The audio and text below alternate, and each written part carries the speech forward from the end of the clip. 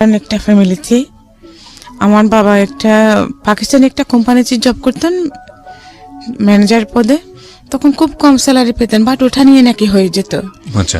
তো আমরা ভাই বোন ছিলাম 6 জন, আমরা 2 ভাই 4 বোন। প্রথমে 2 বোন, তারপরে 1 ভাই, তারপরে আমি। তো আমার বয়স যখন 10 মাস তখন আনপ্রেজেন্টলি আমার ছোট বোনটা দুনিয়াতে এসে যায়। আমার মা বুঝতে পারেনি যে আমি নেক্সট প্রেগনেন্ট হয়েছেন। যখন আমার ছোট বোনটার জন্মের 3য় দিন আমাকে আমার নানু বাড়িতে দিয়ে দেয়। তো আমি আমার নানু বাড়িতে বড় হয়েছি তখন থেকে। তো যতদিন আমার মামা, ছোট মামা, আমার মায়ের আবার 2 ভাই 2 বোন। জি। তো আমার ছোট মামা যতদিন বিয়ে করে নেয় ততদিন আমি সবার আদরে ছিলাম, মামার আদরে ছিলাম, নানা নানির আদরে ছিলাম। হ্যাঁ, আমার নানা নানির মৃত্যুর আগ পর্যন্ত আমি ওনাদের আদরে ছিলাম। তখন মামা যখন বিয়ে করছেন তখন আমার আদরটা ওখান থেকে কমে যায়। কিন্তু আমার মামা আমাকে স্কুলে ভর্তি করার নেই। আচ্ছা। আমার মামার একজন ফ্রেন্ড আসছিলেন, তো উনি দেখছে, তখন আমি আরবি পড়তেছিলাম আমার মামির কাছে। তো উনি দেখছেন আমি পড়ার মধ্যে খুব একটু ভালো, তখন উনি বললেন আমার মামাকে যে তুমি ওকে স্কুল কেন ভর্তি করাচ্ছ না? তো কিছু বলেন নাই। তখন উনি আমাকে বাজারে নিয়ে গিয়ে আমাকে 2টা বই কিনে দিলেন, একটা বাংলা বই আর একটা অঙ্ক বই ক্লাস 1-এর। আচ্ছা। তো ওগুলো আমি কিছুদিন বাসায় পড়েছি। বাসায় পড়ার পরে আমার আরেক মামাতো বোন, আরেক মামার মেয়ে, ওর স্কুলে পড়তো, তখন ক্লাস 4-এ পড়তো। ওর সাথে আমি স্কুলে যাওয়া শুরু করি, যদিও আমাকে স্কুলে ভর্তি করে দেয়নি। আচ্ছা। তারপরে স্কুলে ভর্তি না করা অবস্থাতেই যখন ওখানে ফার্স্ট টার্ম পরীক্ষা যখন আসছে, তো আমাকে পরীক্ষা দিতে পারছি না। তো হেড স্যার যিনি ছিলেন উনি কিন্তু আমার নানার পরিচিত ছিলেন, তো আমাকে চিনতেন পরিচয় দেওয়ার পরে। তো বলছে তুই স্কুলে ভর্তি হচ্ছিস না কেন? তো আমি বলছি স্যার আমাকে ভর্তি করাচ্ছে না, আমি কি করে হব? তখন উনি বলছেন আচ্ছা ঠিক আছে পরীক্ষা দেবো, ভর্তি না হলে তো পরীক্ষা দিতে পারবি না, তো ঠিক আছে আমি তোর নাম রেজিস্টার করে নিচ্ছি, পরীক্ষা দে। তো আমি ফার্স্ট টার্ম পরীক্ষা দিয়ে আমি সেকেন্ড হই। তারপরে যখন আমি সেকেন্ড হই তখন হেড স্যার আমাকে আর ভর্তি করে নিলেন, আর কোনো টাকা পয়সা লাগলো না।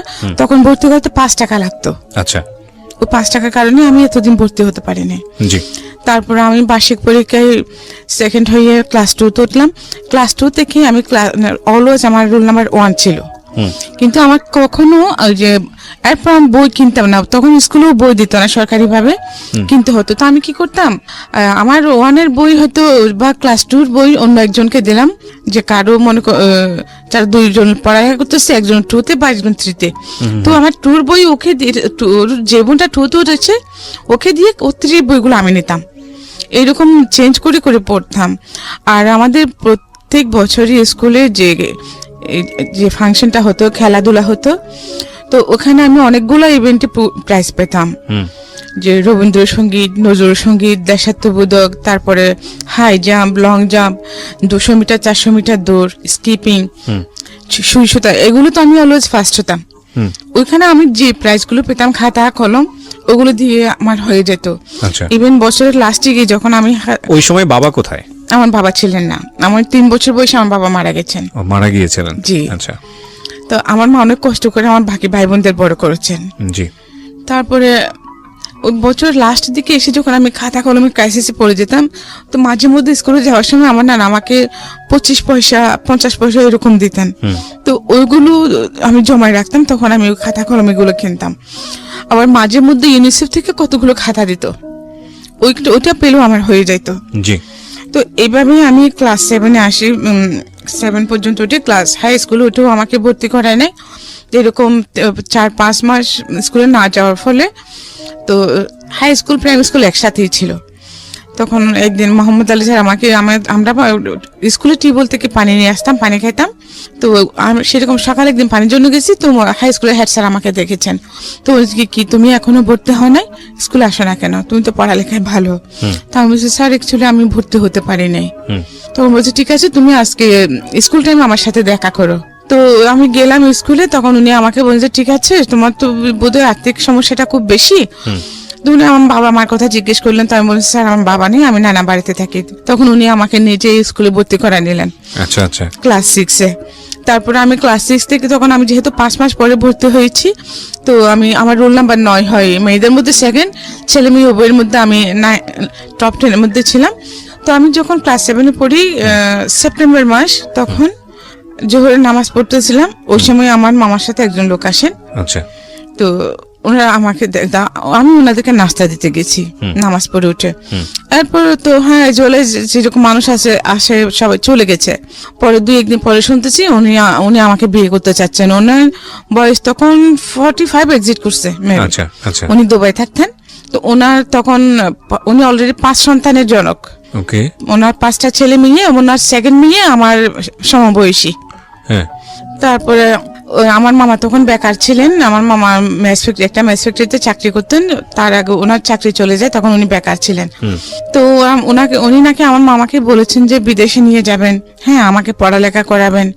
এইসব যখন বলছে মামা আমাকে ওনার সাথে বিয়ে দেওয়ার জন্য রাজি হয়ে গেছেন। কিন্তু এই কথা শুনে আমার মা, আমার ভাইটা আমার 6 বছরের বড়, এবং আমার মেজো আপা, ওরা কেউ বিয়েতে রাজি না। কিন্তু আমার মামা নাসুর আমার মামা বলেছেন আমি ছোটবেলা থেকে বড় করেছি, আমি বিয়ে দিব, আর সে বেটার আর কিছু পাবো না। আচ্ছা। তো এখন সতীনের করে বিয়ে হলে কি হবে, সতীন ছাড়া বিয়ে হলে কি হবে, আমি এইগুলো কিছুই বুঝতাম না। তখন আমার 12 বছর চলতেছে মাত্র। তারপরে আমাকে বিয়ে দিয়ে দেওয়ার জন্য অনেক ঝগড়াঝাটি হচ্ছে। তখন আমার ভাই এক পর্যায়ে মারামারি পর্যন্ত লেগে গেছে আমার মার সাথে, আমার মামার সাথে। আমার মা ভাইকে লম্বা কিরিচ নিয়ে দৌড়ায় ছুটছেন। আচ্ছা। তারপরে এখন আমাকে তো আর যেতে দিচ্ছে না। আমার ভাই বলতো তুই আমার কাছে চলে আয়, ওদের সাথে থাকার দরকার নাই, কিন্তু আমাকে যেতে দিচ্ছে না। তখন আমার ভাই আমাকে ডেকে এনে বলতেছে যে দেখ তুই তো এগুলো বিয়ের সাথে কিছু বুঝিস না, তোকে যদি ওরা রাজি কিনা ওখানে কাজে আসবে, তোকে রাজি কিনা জিজ্ঞেস করলে তুই বলবি যে না তুই রাজি না। তুই যদি রাজি না হস তাহলে তোর বিয়েটা হবে না। তা আমি বলছি আচ্ছা ঠিক আছে। এরপরে যখন কাজে আসছে তো ওখানে সবাই আমার মামা আরো ওখানে যত লোকগুলো ছিল ওরা তো সবাই বড় বড়, আমার ভাইয়া তো ছোট ছিল। তো আমাকে বলতেছে যে তুই রাজি তো? আমি কিছু বলতেছি না, আমি বলছি যে না। হ্যাঁ, তখন ওরা বলছে যে হ্যাঁ রাজি, মাথা নাড়াই জোর করে আমাকে মাথা নাড়ে, কিন্তু কাজে শুনে নাই আমার কথাটা, বলছে যে রাজি রাজি, বাস বিয়ে হয়ে গেছে। তারপর বিয়ে পরে ওখানে বিয়ে হয়ে গেল আপনার? হ্যাঁ, ওই লোকের সাথে আমার বিয়ে হয়ে গেছে। ওকে। আপনার ফ্যামিলি জানতো ওনার সম্পর্কে, জানতো যে ওনার আগে একটা বিয়ে আছে এরকম আছে? হ্যাঁ, সবকিছু জানতো। জেনে শুনে আপনাকে এভাবে বিয়ে দিল? জি, জেনে শুনে দিয়েছেন। ওকে। তো এটা কোনো নাকি ফ্যাক্টর না, পুরুষ মানুষের বয়সটা কোনো ফ্যাক্টর না। আচ্ছা, তারপর?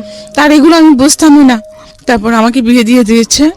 বিয়ের পরে ওই লোকের সাথে যখন আমাকে মানে এখন যেটা বাসর বলতেছে, বাসর দিল, তো আমি কিছু বুঝি না।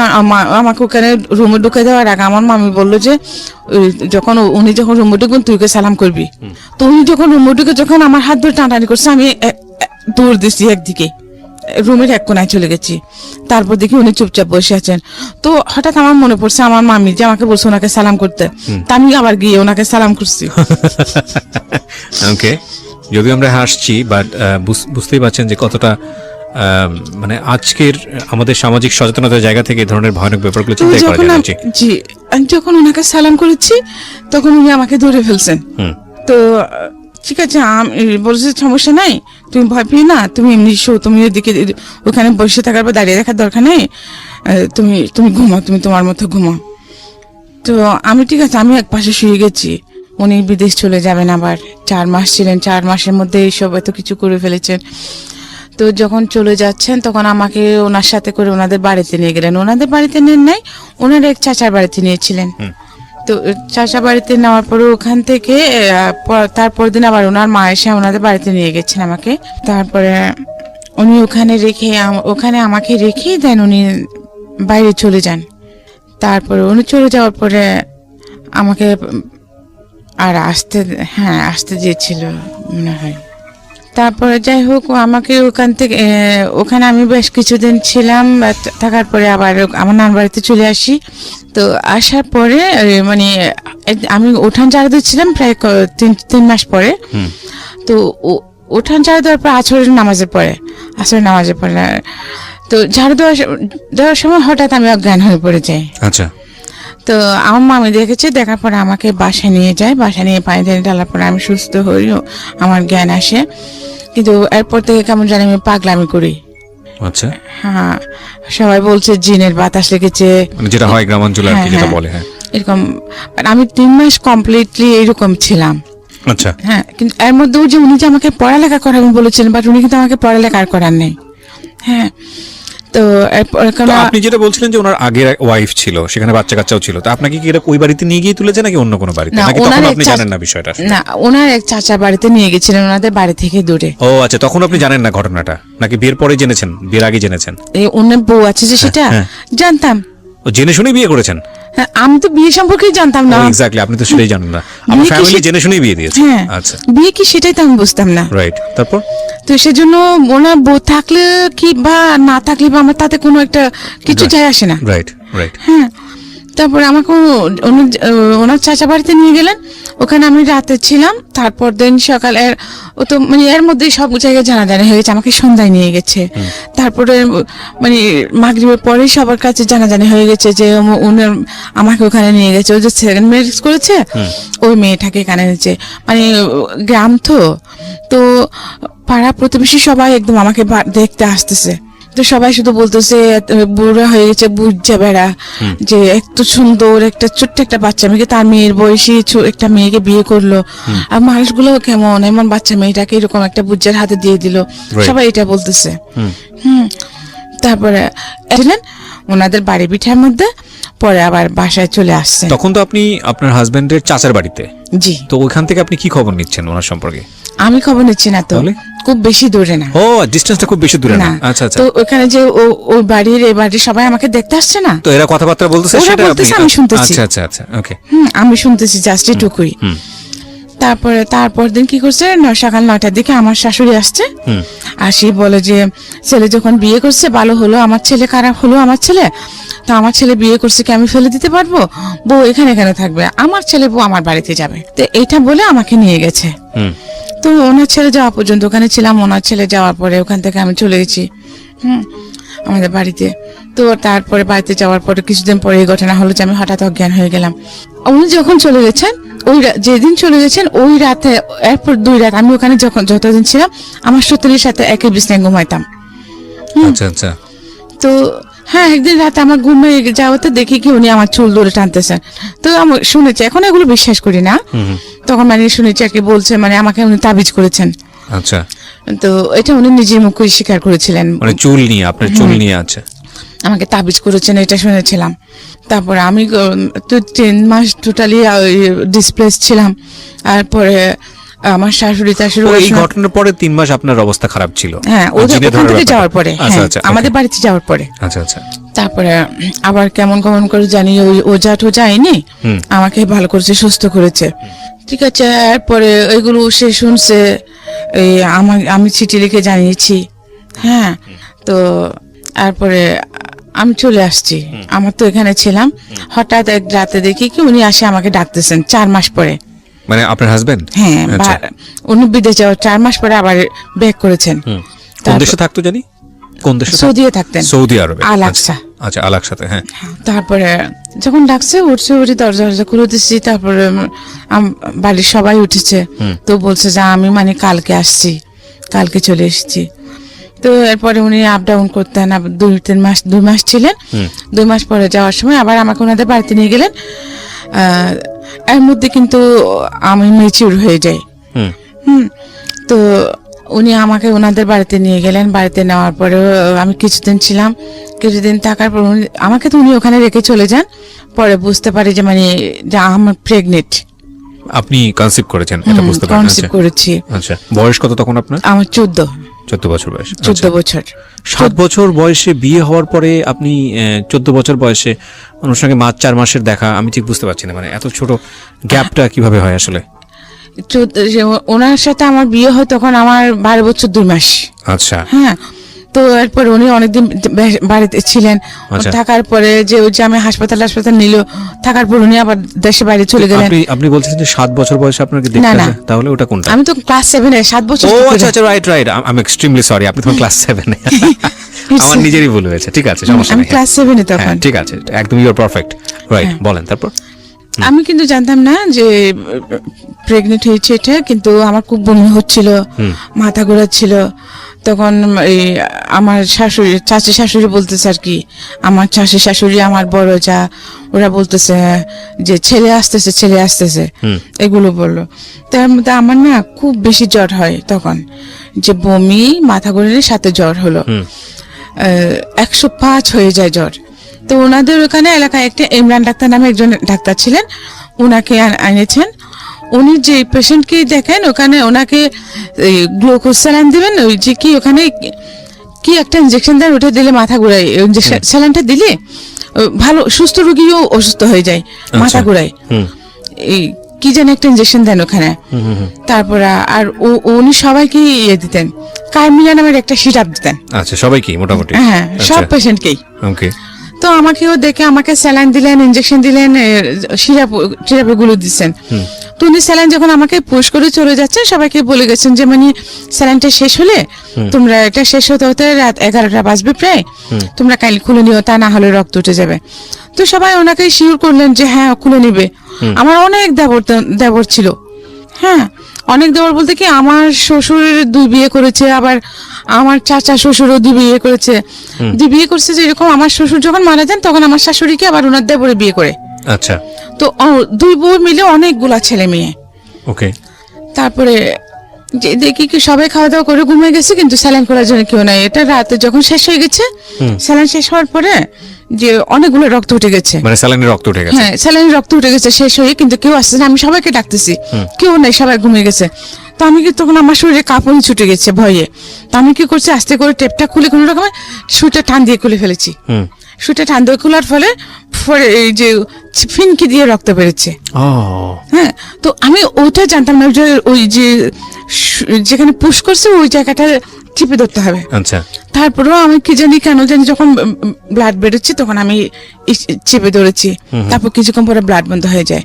তো দেন আমার যে আমি ওয়াশরুমে যাব, কিন্তু আমার মাথা ঘুরাচ্ছে খুব, আমি উঠতে পারছি না, লাইট টাইট সব অফ। কিন্তু তো ওয়াশরুমে যাবো, যে আমার শাশুড়ি বারান্দায় শোন, হ্যাঁ আমার শাশুড়ি যেখানে শোন, আমার শাশুড়ি পায়ের নিচে বদনা থাকে দরজার ফাঁকের মধ্যে। আচ্ছা। তো ওখান থেকে বদনা নিয়ে বাইরে ওয়াশরুমে যেতে হয়। আচ্ছা। তারপরও আমি হাতড়ায় গেছি, তো ওখানে তো অন্ধকার, আমার শাশুড়ি পায়ের সাথে লেগে আমি পড়ে গেছি এই বদনা নিতে গিয়ে। তো আমার শাশুড়ি কে কে করে চিল্লাই উঠছে, উঠে লাট দিছে। তো আমাকে দেখছে, বলো তুমি এখানে কি করতেছো? তো আমি বলছি, মা আমি ওয়াশরুমে যাবো সেজন্য, কিন্তু আমার ওই যে মাথা ঘোরাচ্ছে, আমি পড়ে গেছি, বদনা কুস্তি গিয়ে আপনার পায়ের সাথে লেগে পড়ে গেছি। তখন উনি আমাকে তো ওয়াশরুমে নিয়ে গেলেন। তা আমি ওয়াশরুম সেরে আসলাম, আসার পর উনি বললেন স্যালাইন কিভাবে কে খুলছে? আমি কেউ খুলে নাই, তো রক্ত উঠে গেছে, সেজন্য আমি নিজে টান দিয়ে খুলে ফেলেছি। তো উনি গিয়ে দেখলেন ওখানে অনেকগুলো রক্ত উঠে গেছে। তারপরে উনি শুয়ে গেছেন, কিন্তু আমার জ্বর কমে নাই। আচ্ছা। জ্বর না কমার পরে এখন যে আমি কিন্তু কোনো কাজকর্ম করতে পারছি না তখন। তা আমার সৌদিনী কি করছে, আমি কাজ করতে পারছি না, উনি কিন্তু এটা চালাকি করুন, আমাকে উনি রান্না বান্না করে খাওয়াতে হবে, সেজন্য যে উনি আমার ননদের বাড়িতে চলে গেছে সেটা কিন্তু আমি জানি না। হ্যাঁ, আমি জানতাম ওনার বেড়াতে গেছেন, কিন্তু ওনার 4 ছেলে মেয়ের মধ্যে, ওনার 5 ছেলে মেয়ের মধ্যে একটা মারা গেছে, আরো 4টা ছেলে মেয়ে রেখে উনি একা চলে গেছেন। এখন ওদেরকে আমি নিজেই তো অসুস্থ, ওদেরকে আমি কিভাবে রান্না করে খাওয়াবো? হ্যাঁ, আমি ওদেরকে রান্না করে খাওয়াতে পারছি না। পরে কি করছে, ওনার বড় ছেলেকে দিয়ে ছোট মেয়েটাকে নিয়ে গেছে, ছোট ছেলেটাকে নিয়ে গেছে, বড় ছেলে মেয়ে থেকে গেছে। তো আমার শাশুড়ি ওদেরকে রান্না বান্না করে খাওয়াচ্ছে, যদিও আমার শাশুড়ি ওনাদের সাথে খান না, ওনার যে দেবরকে বিয়ে করেছেন ওখানে খান। তারপরে 10 দিন এরকম ছিলাম। 10 দিন থাকার পরে আমি একটু সুস্থ হই। এই 10 দিন কিন্তু আমি না খাওয়াইছিলাম। হ্যাঁ, উনি আসছেন এর মধ্যে, তো আমি রান্না বান্না করতে পারি না, সেজন্য উনি আমাকে খাবার দিতেন না। তো আমার শাশুড়ি কি করতেন, চুরি করে, ওনাদের 2-3টা গরু ছিল, দুধের গরু, গাই ছিলেন, তো দুধ দহন করতেন। ওই বিকাল 4টা থেকে যখন সবাই ঘুম থাকতো, আসরের সময় আমার শাশুড়ি নামাজ পড়তে যেতেন, তখন উনি চুরি করে আমাকে 1 গ্লাস দুধ দিতেন, বা বিস্কিট থাকলে 2টা বিস্কিট দিতেন। এই আমার খাওয়া। আচ্ছা, এই মানে বাচ্চা পেটে নিয়ে এইরকম অবস্থা? 10 দিন এরকম ছিলাম। আচ্ছা। তো 10 দিন পরে আমি 10 দিনের দিন আমি একটু সুস্থ হই। সুস্থ হওয়ার পরে ওদিন শুক্রবার ছিল, তো আমাকে বলতেছে যে এভাবে তোমার এখন 4 মাস চলতেছে, তখন আমার প্রেগন্যান্সির 4 মাস চলতেছে, তুমি সামনে তোমার বডি বড় হয়ে যাবে, তখন তুমি আর যেতে পারবে না, তুমি এখন আমার সতীন আর আমার শাশুড়ি আমাকে বলতেছে তুমি এখন তোমার বাবার বাড়ি থেকে ঘুরে আসো, আজকে শুক্রবার, আগামী শুক্রবারে তোমাকে মালিক গিয়ে নিয়ে আসবে, মালিক আমার দেবর। তা আমি বলছি আচ্ছা ঠিক আছে। তো আমি ওই দিন আমাকে ভাত দিবে যে তো একটা শুকনো একটা লাকড়ি ছিল, বড় ঘাস ছিল। আমাকে বলে যে এটা একটু ফাড়ি দাও কষ্ট করে, এই তারপরে তুমি গোসল টোসল করে খাওয়া দাওয়া করে নাও, জমার পরে তুমি চলে যাইও। তো আমি ঠিক আছে, আমি অনেক কষ্ট করে লাকড়িটা অর্ধেক ফেরেছি, লাকড়ি করেছি গাছেটা। তারপরে জোহর আজান দিছে, আমি গোসল টোসল করে ভাত টাত খাইলাম। খাওয়ার পর আমাকে পাঠিয়ে দিয়েছে, 50টা টাকা দিয়েছে। তো বিয়ের সময় আমাকে যে কাপড় চোপড় দিয়েছিল ওগুলো কিছুদিন ওগুলো রেখে দিছে। আচ্ছা, সোনা গয়না সব রেখে দিছে। এই আমাকে 2টা শাড়ি, 2টা ব্লাউজ, 2টা পেটিকোট আর একটা পুরোনো ব্যাগ দিয়েছে। ব্যাগ দিয়ে আমাকে 50 টাকা দিয়ে মালিকের সাথে পাঠিয়ে দিল। তো আমাকে বলছে আজকে শুক্রবারে যাচ্ছ, আগামী শুক্রবারে মালিক যাবে, তুমি চলে আসিও। তো ঠিক আছে, আমিও চলে গেছি। কিন্তু এরপর আমাকে আনতে যায় না। 1 শুক্রবার, 2 শুক্রবার, প্রায় মানে তখন আমার প্রায় 8 মাস চলতেছে। তো কি করবো এখন আমি? আমার মামাকে বলতেছি, আমার ওরাও তো গরিব, এখন আমি ওখানে, ওরাও আমাকে সহ্য করতে পারছে না। আচ্ছা, হ্যাঁ, যে আমাকে বিয়ে দিয়েছে বড় লোকের কাছে, ওদেরকে শুদ্ধ ক্যারি করবে এটা ভেবে। এখন সে আমারই করসপরস দিচ্ছে না। উনি আমাকে চিঠি পাঠাইছেন কি, ও আমি যাওয়ার পরে, তুমি আমার মাকে লাথি মেরে চলে এসেছো, হ্যাঁ, তো তোমাকে আমি নিব না। যে মেয়ে আমার মাকে অপমান করে লাথি মেরে চলে আসে, তার আমার বাড়িতে তার কোনো ঠাঁই নেই। সে যদি আমার মা, এটা আপনার জামাই আপনাকে হ্যাঁ, বলছে? আচ্ছা, চিঠি লিখেছে, তখন তো মোবাইল ছিল না। তো উনি 1 মাস পরে চিঠি আসা, 1 মাস লাগে একটা চিঠি আপ ডাউন করতে। তো আমি ওনার চিঠি পাই যে তুমি আমার মাকে লাথি মেরে চলে এসেছো, আমার মার সাথে বেয়াদবি করেছো, তো এখন তুমি আমার মার পায়ে ধরে ক্ষমা চাইবে। আমার মা যদি তোমাকে ক্ষমা করে দেন, তুমি আমাদের বাড়িতে থাকতে পারবে। হ্যাঁ, তো এখন আমি কিছুই বুঝতে পারছি না ব্যাপারটা। আমি ওনাকে কখন লাথি মারলাম, আমি তো এসব কিছুই জানি না। তখন আমি ওনাকে বললাম যে চিঠি লিখলাম যে আমি তো এসব কিছু জানি, এরকম কিছু হয়নি, আমি অসুস্থ ছিলাম, মাথা ঘুরে পড়ে গেছিলাম ওনার পায়ের সাথে হুচটকে, আমি তো ওনাকে লাথি মারি নাই। তো চিঠি না, আমি ওনাকে ক্যাসেট পাঠালাম, একটা ট্যাপ রেকর্ডারের ক্যাসেট, কথা রেকর্ড করে সম্পূর্ণ ঘটনা আমি ওনাকে বলে পাঠালাম। প্রথম ছেলে হলো, তারপরে ও তো কোনো খোঁজ খবর নেয় না। আল্লাহর রহমতে হয়ে গেছে, ছেলে বড় হচ্ছে আস্তে আস্তে। তো ও কিন্তু আর আসে নাই, মানে আপনার জামাই আর খোঁজ নিচ্ছে না? খোঁজে নাই, টাকা পয়সাও দেয় নাই, এই আসেও নাই, আমার টোটালি কোনো খোঁজ রাখতেছে না। কিন্তু এর মধ্যে আমার মামাও কিন্তু আমাকে ইয়ে করতেছে, হ্যাঁ, ওরা কেউ আমাকে সহ্য করতে পারছে না। তারপরে এখন আমার ছেলেটা যখন 1 বছর হয়ে গেছে, তো ওইখানে ফ্যামিলি প্ল্যানিং এর লোক নিচ্ছিল, ক্লাস 8 পাস নিচ্ছে তখন। হ্যাঁ, তো আমার ক্লাসমেটের ভাই কিন্তু ফ্যামিলি প্ল্যানিং এর হেড ছিলেন ওখানকার, আমাদের থানার। হ্যাঁ, তো আমি ওনাকে গিয়ে ধরলাম, আমার মামাকে জিজ্ঞেস করছি আগে যে মামা, ওখানে তো এরকম যে লোক নিচ্ছে, তো আমি তো করতে পারবো? নিম্ন মাধ্যমিক চেয়েছে, তো জাহিদ ভাই যেহেতু ওখানে আছে, আমি ওনার সাথে কথা বলি ওটা আমাকে নেবে কিনা। তো শুধু শুধু বসে থাকে কি করব? তো আমার মামা বললেন যে আচ্ছা ঠিক আছে যা। তো আমি জাহিদ ভাইকে বললাম যে ভাইয়া, আপনি তো আমার সবকিছু জানেন, তো আমি তো পড়ালেখা করতে পারি নাই, তো আপনি আমার জন্য একটু প্লিজ ট্রাই করেন না, আমাকে একটু কেন চাকরিতে দেওয়ার জন্য। তো উনি বললেন যে আচ্ছা ঠিক আছে, আমি চেষ্টা করব, তো তুমি চকরিয়ে আসো। ওখানে হেড অফিসে যেতে হবে, ও আসো। তো আমার মামাকে বললাম, মামা বললেন যে আচ্ছা ঠিক আছে। তো আমি বোরকা টোরকা পরে গেলাম। তো এই ব্যাপারে কয়েকবার আপ ডাউন করছি। হ্যাঁ, আজকে না হয় কালকে হবে, কালকে না হয় পরশু হবে, তো ঘুরাচ্ছে, আমিও ঘুরতেছি। তো এর মধ্যে মানুষের নানা কথা বলছে কি দুবাইয়ের কাছে বিয়ে দিয়েছে, এখন জামাই বিদেশে গেছে, সেই জন্য ছোট মেয়ে, হ্যাঁ, মানে আমার ক্যারেক্টার নিয়ে কথা বলছে, কেমন করে থাকবে এগুলো বলতেছে। আচ্ছা আচ্ছা, বাট আমার মাইন্ডে কিন্তু এগুলো টোটালি ছিল না। ওনাও তো আমার কাছে থাকলেই বা কি, না থাকলেই বা কি, এটা আমার কোনো ফরক পড়তো না। আমি ওনাকে মানে লাভ কি জিনিস সেটাও আমি বুঝতাম না, সংসার কি জিনিস সেটাও আমি টোটালি বুঝতাম না। বদনাম করতেছে, আমাকে চলে যেতে বলছে না, আমি চলে যাবো, দ্যাটস ইট, আমার ধারণা এটুকুই। তারপরে ঠিক আছে, তখন আমার মামা আমাকে এগুলো নিয়ে টর্চার করতেছে, হ্যাঁ, যে মানুষে খারাপ বলতেছে।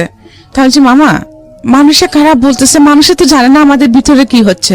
মানুষে জানে যে আমাকে দুবাইয়ের কাছে বিয়ে দিয়েছেন, সে অনেক বড় লোক। হ্যাঁ, তো আমি যখন বাইরে যাচ্ছি, সবাই তো মনে করবে এটাই, যা ক্যারেক্টারলেস, এটাই তো মনে করবে। আর যেহেতু গ্রাম, মানুষের কাজই হচ্ছে বলা, ওরা যে এত দিনের পর দিন না খেয়ে থাকছে, ওরা কেউ আমাদের কাছে একবেলা খেয়েছি কিনা জিজ্ঞেস করছে? করে নাই। তাহলে ওদের কথা আমাদের কি এসে যায়? বলছে আমাকে সমাজ নিয়ে থাকতে হবে, এই সমাজ নিয়ে আমাকে মরতে হবে। তাহলে আপনি সমাজ নিয়ে থাকবেন, সমাজ নিয়ে মরবেন। আপনি যদি মরে যান, যখন আপনার লাশে গন্ধ ছুটবে তখন ওরা এমনিতেই দাফন করবে, কারণ গন্ধ কেউ সহ্য করতে পারে না। সমাজ, যে সমাজ আমি খাইছি খাই নাই, আমার ভালো মন্দ কোচ করে নাই, আমাকে জোর করে বিয়ে দিচ্ছে তখন কেউ বাধা দেয় নাই, এখন কেন আমি সেই সমাজের কথা শুনবো? আমি সমাজের কথা শুনবো না। তখন আমার মা আমাকে বার করে, খুব মেরেছেন, মেয়েরা আমাকে বার করে দিলেন, এই বাচ্চা সহ বার করে দিয়েছেন। এখন আমি আমার মার কাছেও যেতে পারছি না। বাচ্চার বয়স কত তখন? বাচ্চার বয়স তখন 1 বছর 10 মাস। তারপর এখন আমি আমার মার কাছেও যেতে পারছি না, কারণ উনি আমাকে ওদের বিরুদ্ধে গিয়ে আমাকে বিয়ে দিয়েছেন। ওখানে গেলে আমার ভাই আমাকে যেতে দিচ্ছে না।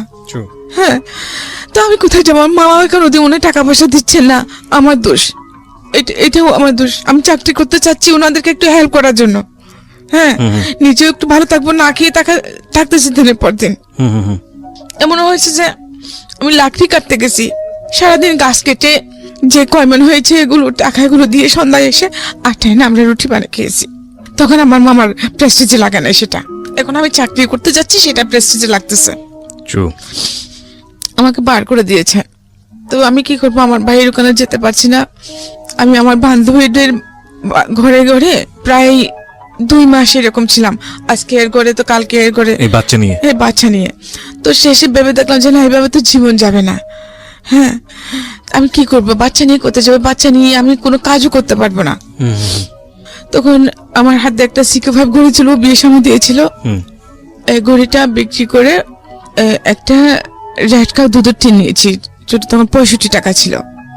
রেড কাউ দুধের টিনটা নিয়ে একটা হিন্দুর ঘরে আমার মাকে ডেকে এনে আমার ছেলেটাকে দিয়ে দিলাম, দিয়ে বলছে মা তুমি ওকে দেখো, আমি শহরে চলে যাই।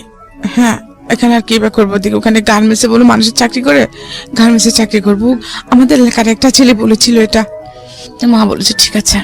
আমি আমাকে দিয়ে কান্না করে করে শহরে চলে আসুন ওনার সাথে, ওই ছেলেটার সঙ্গে। হ্যাঁ, পাড়া তো চাচাতো ভাই লাগে। আচ্ছা। তো উনি এনে আমাকে লালদিঘির পাড়ে হোটেল আলফা তাদের তুললেন। আচ্ছা। তো বলছে যে এখন তো সাদেখানে আমার কোনো আত্মীয় স্বজনও নাই, তো তোকে নিয়ে আমি কোথায় থাকবো? ওই কক্সবাজার থেকে চিটাগাং এ আসলেন। হ্যাঁ, তো যে কদিন বাচ্চাটা আপনার মায়ের কাছে। হ্যাঁ, যে কদিন চাকরি না হয়, চাকরি তো আসার সাথে সাথে হয় না, খুঁজতে হবে। তো চাকরি যে কদিন না হয় আমরা এখানে থাকি। তো ঠিক আছে থাকলাম। তো রাতে দেখি উনি আমাকে ফোর্স করছেন ওনার সাথে ফিজিক্যাল হওয়ার জন্য। হ্যাঁ, তা আমি বলছি যে না, আমি এরকম করবো না, আপনি যদি আমাকে জোর করেন আমি চিৎকার দেবো। হ্যাঁ, তো উনি কিছু করতে করেন নাই। সকালে উঠে উনি নাস্তার জন্য যাচ্ছেন বলে আমাকে হোটেলে ফেলে উনি চলে গেছেন। চলে গেছে হোটেল 2 তলায়। তো এখন আমি কি করবো? আমার হাতে তো কোনো টাকা পয়সা নেই, আমি হোটেলে বেরোবো থেকে দেবো, কি করব? সকাল 8টার সময় উনি বেরিয়ে গেছেন, 10টা বাজলো, 12টা, 1টা, 3টা বেজে 2টা বেজে গেছে, কোনো খবর নাই। তারপরে আমার প্রচন্ড রকম ক্ষুধা লাগছে, তা আমি ওইটারকে ওখানে হোটেল বয় আছে না, ওদেরকে বললাম যে কি কোনো খাবার পাবো কিনা। বলে টাকা দিলে না নাস্তা এনে দিতে পারবো, কারণ আমার কাছে তো টাকা নেই। বলে আপনার ভাই ছিল না ওখানে, আপনার ভাই এটা কোথায় গেছে? আমি উনি সকালে গেছেন, যে আসেন নাই। আমি কিন্তু এই শহরের পরিবেশ, গ্রামের পরিবেশ, এত পলিটিক্স এগুলো কিছু জানি না, বুঝি না। হ্যাঁ, তখন আমি বেরিয়ে হাঁটতেছি রুম থেকে বেরিয়ে, তো ম্যানেজার ছিলেন, ম্যানেজার আমাকে ডাকলেন। হ্যাঁ, বলেছে কি আপনার কেউ না এখানে? আমি আমার ভাই ছিল, সকালে গেছে, উনি আর এখন আসেন নাই। বলে উনি আসবেন না? আমি জানি না। হ্যাঁ, বলে কেন, কি হয়েছে? তো আমি চুপ করে আছি। তো উনি কি ইমেজ করছেন আমি সেটা জানি না। তা আমাকে বললেন যে দেখেন আমি আপনার বড় ভাইয়ের মতো, আপনি আমাকে নির্ভয়ে বলেন কি হয়েছে। তখন আমি ওনাকে বললাম যে এরকম ব্যাপার, যে আমি এই জন্য কারণে চিটং এসেছি। তো উনি আমার সাথে এরকম বিহেভ করতে চেয়েছেন, করতে পারেন। এখন সকাল উনি নাস্তার কথা বলে চলে গেছেন, এখনো আর আসেন নাই। তখন বলছে এটা তো মহাবিপদ, আপনি হোটেলে বিল কিভাবে দিবেন? হ্যাঁ, আর আপনি যাবেন এবার কোথায়? আমি জানি না, আমি এখানে কিছু চিনি না, আমি লাইফে ফার্স্ট এসেছি। তো তখন ওইখানে যে লালদিঘিতে একটা খেলা হচ্ছিল, যে পুকুরের মধ্যে লালদিঘিতে একটা লোক ডুব দিয়ে উনি ওখানে পানির ভিতরে সবকিছু খাওয়া দাওয়া করবেন, মানে 22-20-23 ঘন্টা থাকতে পারেন, এইরকম নামটা ভুলে গেছি, এই মুহূর্তে মনে আসছে না এখন। হ্যাঁ, তো ওই খেলাটা হচ্ছিল, ওখানে প্রচুর মানুষ। তো ওখানে আমরাও 3 তলায় উঠে বারান্দা থেকে এগুলো দেখতেছি। আমিও, ওখানে আরেকটা ফ্যামিলি ছিল, ওটা মানে লোহাগাড়া থেকে আসছে। তো ওনার হাজবেন্ড ওয়াইফ, ওনার হাজবেন্ডের কিডনির সমস্যা, ওর জন্য উনি ডাক্তার দেখাতে আসছেন, ওখান থেকে ওনাকে ঢাকা নিয়ে যাবেন পিজি হাসপাতালে। তো ওনার ছেলে মেয়ে আছে, তো কথাবার্তা একসাথে যখন আমরা বারান্দায় খেলা দেখতেছি, তো উনি আমাকে জিজ্ঞেস করছেন আমি কোত্থেকে আসছি না আসছি। তা আমি বললাম ওনাকে, হ্যাঁ উনি ছিলেন দাঁতের ডাক্তার। তখন উনি বললেন যে ওনাকে আমি বললাম সবকিছু, তখন উনি বললেন যে ঠিক আছে আমি ঢাকা যাবো, যে আমাকে ওখানে লোকআপটা করার জন্য একটা মানুষ লাগবে, আমার কেউ নাই সেরকম, আমার ওর বাচ্চা নিয়ে দেখতে পারবে না। আচ্ছা, হ্যাঁ, তো তুমি যদি আমার সাথে যাও, আমার মেয়ে হইয়া আমাদের বাড়িতে থাকো, তো আমার সাথে যাও, তাহলে তোমাকে আমি আমার মেয়ে হিসেবে রাখবো। তখন আমার দিক চিন্তা করে দেখলাম আমার আর কোনো ওয়ে নাই।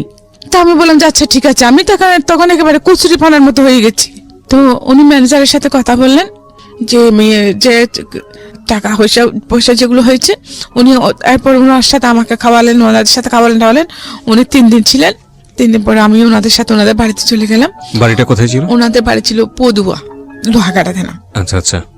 তারপরে উনি কিন্তু এটা ওনার সেকেন্ড ওয়াইফ ছিল, ওনার আরেকটা ওয়াইফ আছে, ওটা কক্সবাজার থাকে। ওনার ওইকারও ছেলে 2টা আর মেয়ে আছে। ওনার ছেলে দুটোটাই দাঁতের ডাক্তার।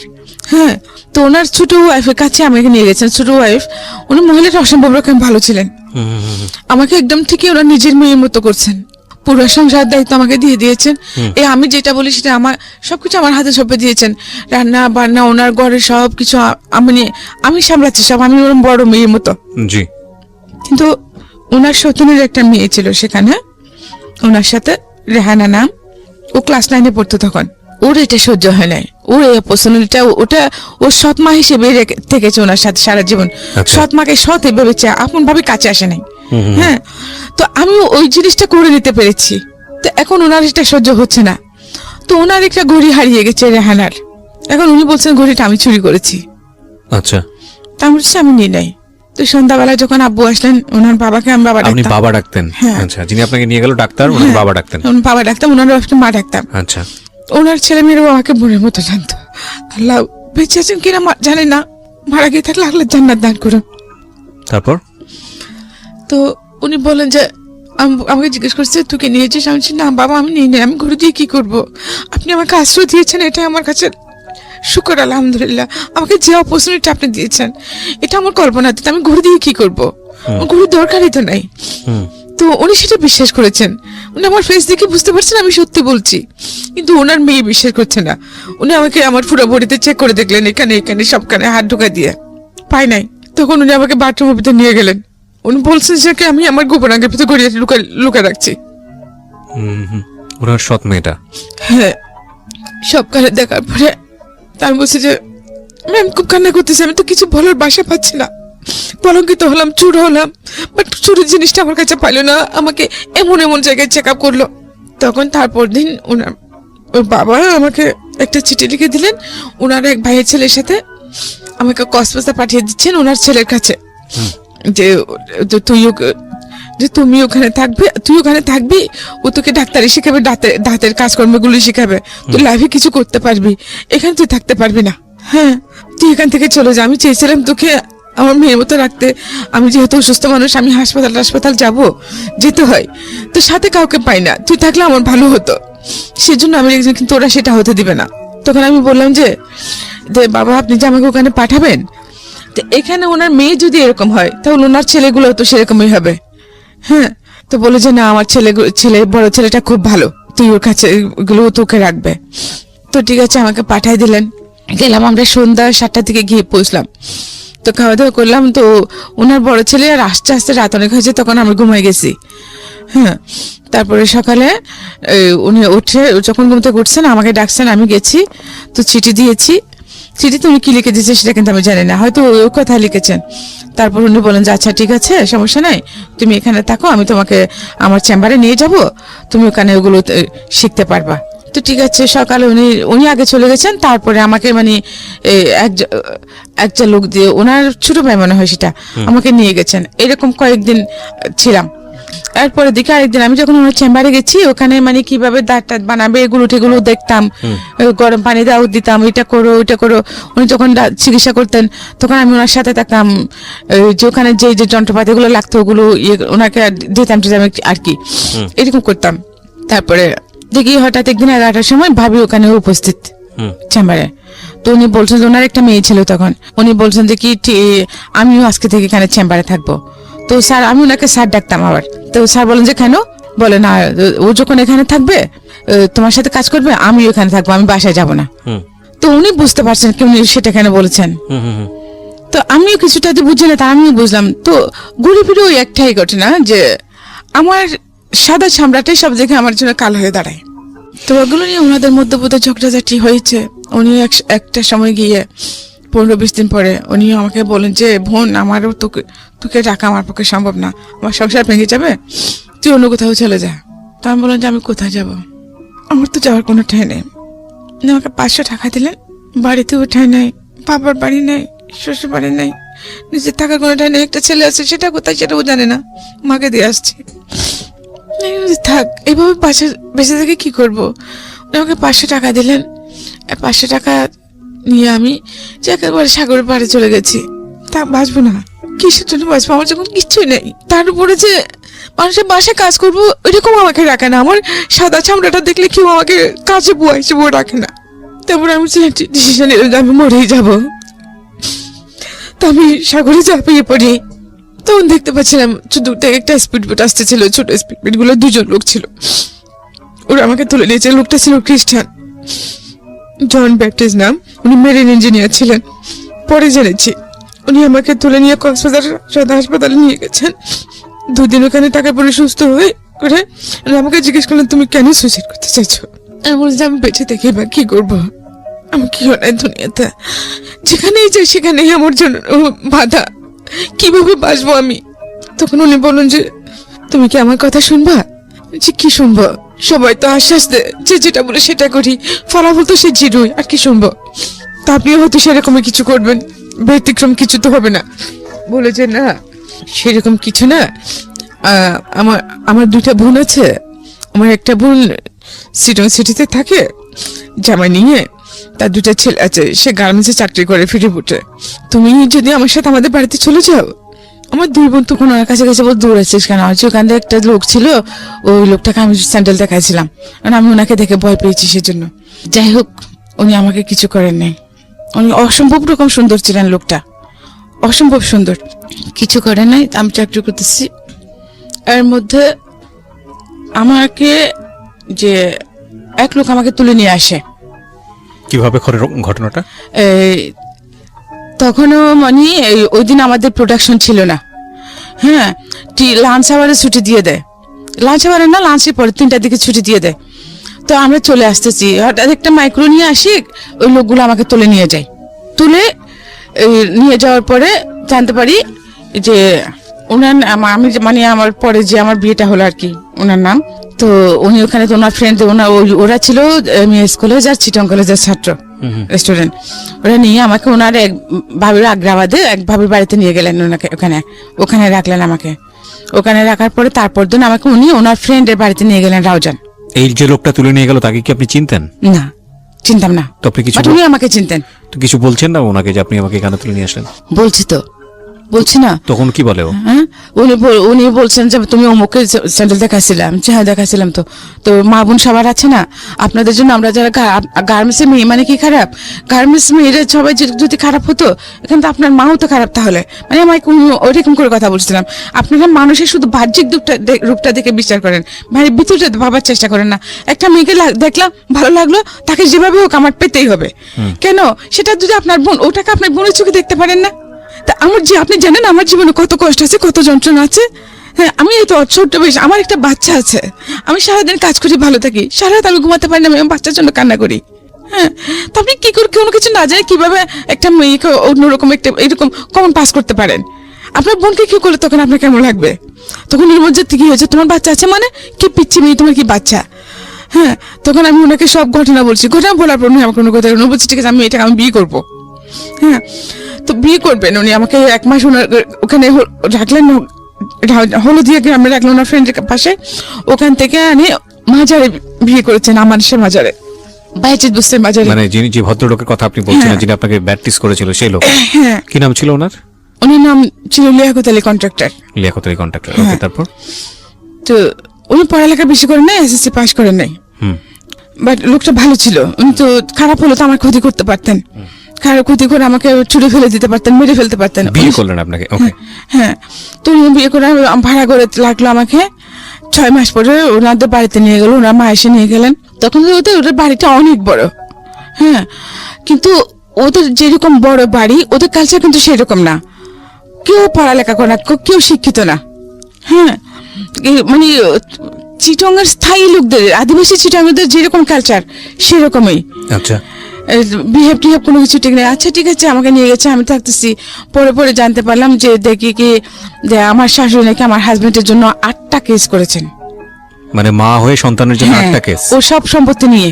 তো আমি আমার বিয়ের পরেও মানে তখন 3টে, যখন আমাকে বিয়ে করতেছে তখন 3টা কেসে রায় হয়েছে। উনি খালাস পেয়েছেন, উনি দোষী না। আচ্ছা, তার বিয়ে পর আর বাকি 5টা হয়েছে। তো যাই হোক, ওখানে আমি সংসার করতেছি, কিন্তু আমার শাশুড়ি আমাকে টোটালি সহ্য করতে পারেন না। হ্যাঁ, আমি গরিবের মেয়ে, আমাকে বিয়ে করে ওনার ছেলে কিছু পাই নাই, হ্যাঁ, সেজন্য উনি আমাকে খুব টর্চার করতেন, আমার শাশুড়ি। জি। এমন অবস্থা হয়েছে যে আমি করে সব কাজকর্ম করলাম। ওনার 8টা মেয়ে, 2টা মেয়ে বিয়ে হয়েছে, বাকি সবগুলো ছোট ছোট। তো ওদের পায়খানা প্রস্রাব সব আমি পরিষ্কার করতাম, কাপড়, মানে আমার বাচ্চার মতো আমি বড় করেছি ওদেরকে। ওরা কিন্তু আমার গায়ে হাত তুলতে দ্বিধা করে নাই।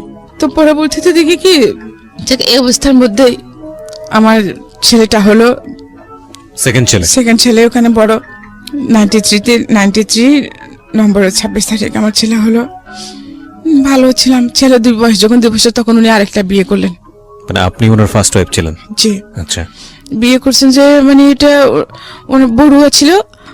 ওনার ওই মহিলারও আগে বিয়ে হয়েছিল, আগে করে ওনার ছেলে আছে। তো উনি পড়ালেখা জানতেন না, এখানে মানে সবাই বলতে শুনেছি মহিলাটা ভালো ছিলেন না। তো ওই রকমের মধ্যে ওকে উনিও মানে ওনার কয়েকজন ফ্রেন্ড নিয়ে মেয়েটাকে এনেছে।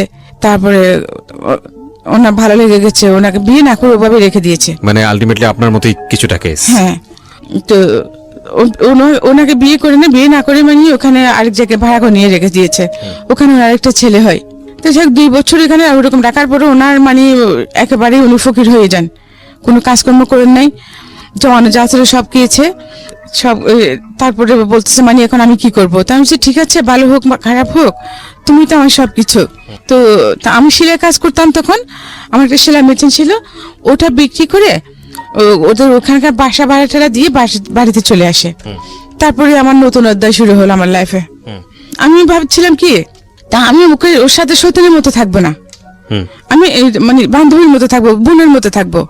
তা আমি সারাদিন কাজকর্ম সব করতাম, ও কোনো কাজ করতাম না। ও সন্ধ্যাবেলা ওই আমার স্বামী আসলে যে ওর কিন্তু প্রচুর ড্রিঙ্ক করতো। মানে আপনার হাজবেন্ড ড্রিঙ্ক করতো? প্রচুর ড্রিঙ্ক করতেন। তো ওকে বলতেন, আমি ওকে গালি দিয়েছি, এই করেছে সেই করেছে, পরে আসে উনি আমাকে মারতেন। তারপরে এইভাবে একসময় যে আমার বড় মেয়েটা পেটে আসলো। তারপরে বড় মেয়ে হওয়ার পরে যে উনি কমপ্লিটলি আমার সাথে সব সম্পর্ক ছিন্ন করে ফেললেন। আমরা একই ঘরে থাকি, কিন্তু কেউ কারোর দিকে তাকায় না। উনি আমাকে দেখলে চোখ নিচু করে ফেললেন, আমার সাথে কোনো সম্পর্ক নেই। এইভাবে থাকার পর আমার বয়স যখন 2 বছর হলো, 2 বছর পড়ছে, তখন আমার সতীন কি করছে, একদিন আমার সতীনের ফুফু মা আবার ওনার 2 ভাই এখানে ওই বাড়িতে থাকতেন আমাদের সাথে। ওরা সবাই মিলে আমাকে সকাল 10টায় বের করে দিয়েছে।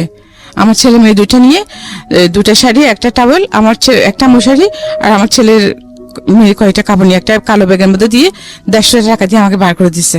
আমার হাজবেন্ড এখন বাসা ছিল সকাল 10টায়। তো বলতেছে, তো আমি যখন ওকে বলছি, ও বলছে যে চলে যাক, বার করে দে, আমার আধা কেজি চাল বাঁচবে। ঠিক আছে, চলে গেছি। কোথায় যাবো সেটা জানে না। তারপরে আমার সতীনের ভাই আমাকে একটা সিএনজি এনে তো গাড়িতে তুলে দিল। আমি বহদ্দার হাট চলে গেলাম। যাওয়ার সময় গাড়ি থেকে দেখে কি, ও তখন আমার হাজবেন্ড তখন বাড়ির দোকানে পান নিচ্ছে।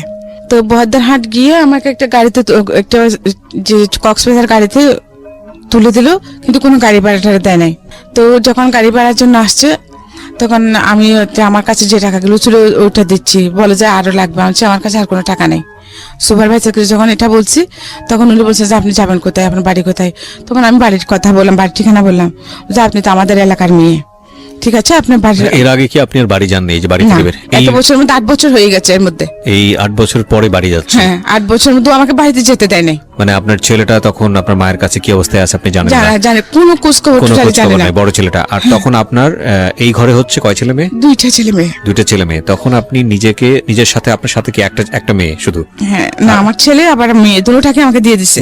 দুজন কি আপনাকে দিয়ে দিয়ে দিয়েছে? দিছে। আমার মেয়ের বয়স তখন 2 বছরে পড়ছে আর কি।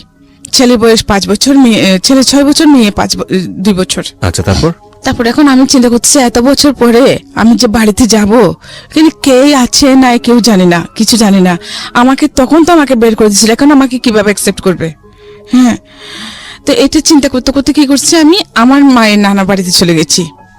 আমার মায়ের নানা বাড়িতে যাওয়ার পরে ওখানে সব বললাম যে আমি পরিচয় দেওয়ার পরে আমাকে চিনেছে আমার মামারা, আমার আম্মুর মামাতো ভাইয়ের বউ।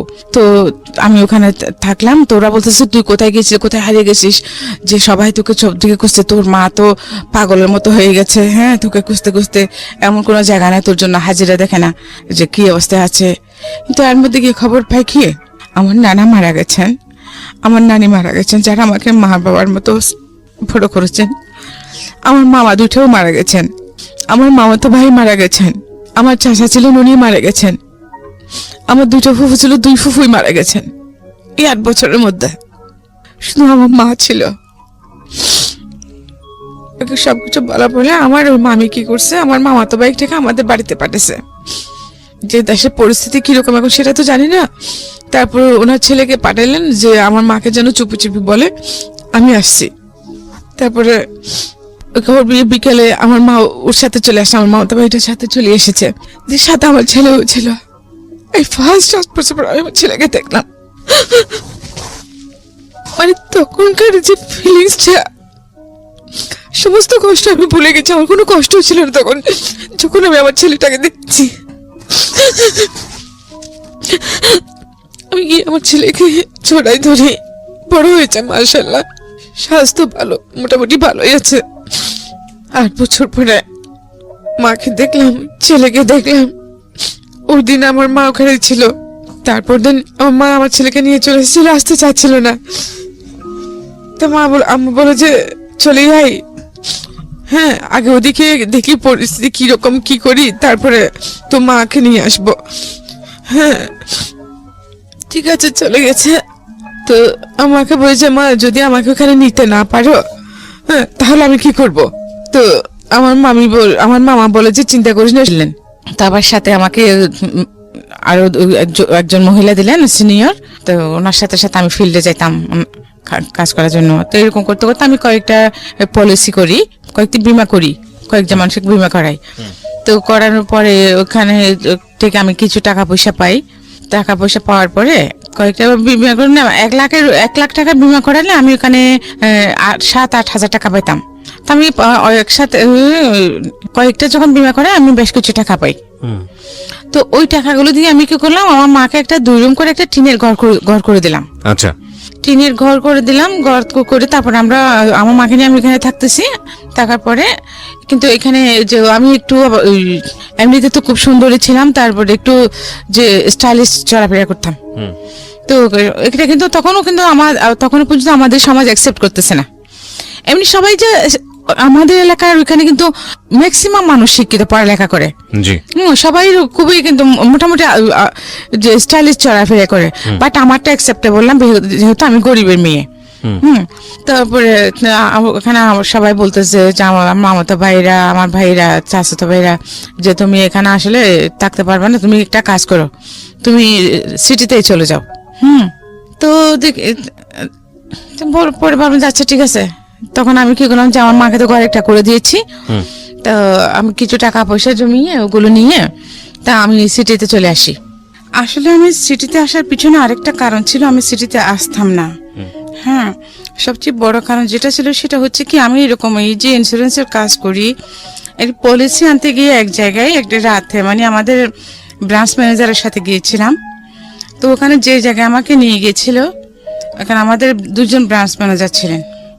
হ্যাঁ, তো ওর সাথে আমিও ছিলাম, আমাকে নিয়ে গেছিল, পলিসিটা আমারই ছিল। তো ওই রাতে আমি ওখানে রেফট হই। কি বলেন? হ্যাঁ, ওদের এলাকাটা ওদেরই ছিল। তো যে কারণে আমি এটা আমাদের এখানে প্রেসিডেন্টকে বিচার দিয়েছি, কিন্তু কিছুই হয় নাই। আচ্ছা, কোনো হ্যাঁ, কেস কাচারি করেনি, মামলা করেনি? না। তো এখন মামলা তো করবো যে আমার যেহেতু বাচ্চা কাচ্চা আছে, আমার ওখানে তো এমনিতেই ওখানে পরিস্থিতি তো সেরকম ছিল না, তখন আরো বেশি খারাপ হয়ে যাবে। আজকের মতো পরিস্থিতি ছিল না? না, এখনকার মতো পরিস্থিতি তখন ছিল না। তো এই জন্য আমি আর মামলা টামলা করি নাই। আর যেহেতু আমি যাকে দৌড়াবো তার পিছনে তো আমাকেও দৌড়তে হবে, তো ওই দৌড়ানোর সময় তো আমার ছিল না। তো এইসব কিছু চিন্তা করে তা কিছু করি নাই। কিন্তু উনি আমাকে বললেন যে এখানে আমাদের হেড অফিসের যে প্রেসিডেন্ট, চেয়ারম্যান, ওনাকে বিচার দিতে।